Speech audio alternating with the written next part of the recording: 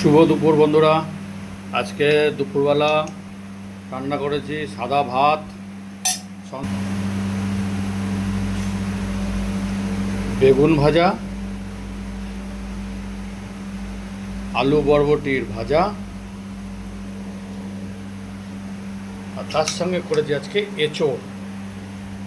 এঁচোড়ের তরকারি। এঁচোড় দিয়ে আলু দিয়ে বেশ কষা কষা করে এঁচোড়ের তরকারি। আর করেছি আজকে মাছের ঝোল, আর তার সঙ্গে আজকে আছে চিকেন লেগ পিস কষা। এই হচ্ছে আজকে দুপুরের রান্না। আমি তো আগেই বলেছি কর্মসূত্রে বাইরে থাকি, তাই নিজেকেই সব কিছু করতে হয়।